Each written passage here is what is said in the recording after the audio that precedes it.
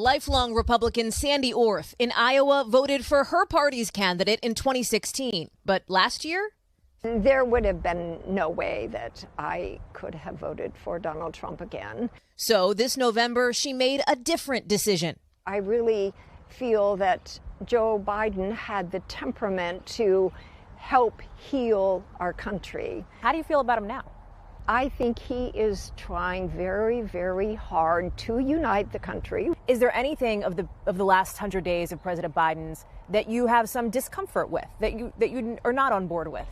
Well, the situation at the border, he just hasn't come up with the right solution to the problem yet.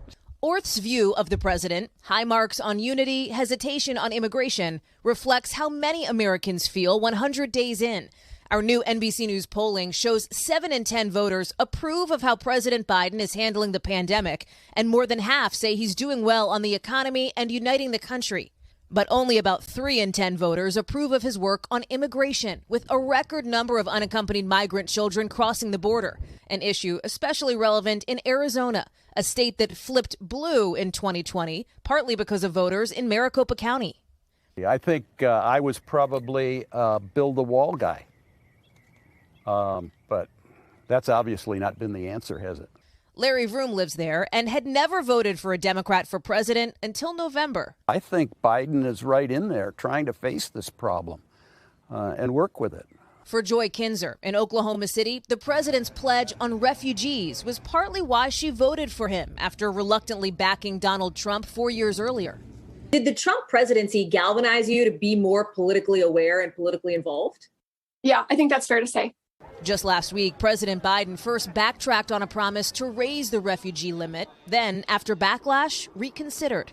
I do think that we saw that we needed to keep the pressure up to ask him to keep his word and to keep his campaign promises when it comes to refugee resettlement. What kind of scorecard would you give him for these first 100 days so far?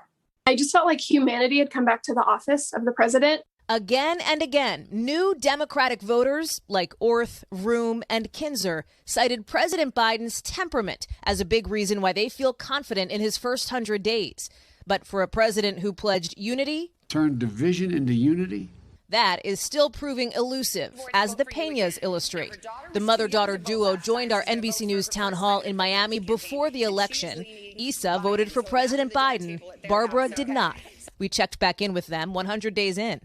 When you have Alexandra Ocasio-Cortez, AOC, saying that he has exceeded her expectations in his first 100 days, that makes me shudder. I think Biden is doing a really great job of bringing the drama down. A divided family reflecting a divided nation, with many still hoping for healing. I'm not convinced that it's impossible, but it's going to take time. It's going to take more time than 100 days. Yeah. And that issue of uniting the country is one that President Biden is going to talk about in his speech tonight. A White House official telling me he will talk about the power of coming together to deal with some of the issues facing our country. And actually, the issue of unity is considered the second most important issue to folks that we polled in our recent NBC News polling. The first, getting a handle on the COVID crisis, something else you hear the president talk about. Back to you. All right, Hallie, thank you so much. And another reminder, the president's first speech to Congress is tonight. NBC News will have live coverage. It starts at 9 o'clock Eastern, 6 o'clock Pacific. Then Craig gets up early and sits down with the president. Hey, thanks for watching our YouTube channel. Find your favorite recipes, celebrity interviews, uplifting stories, shop our favorite deals, and so much more with the Today app. Download it now.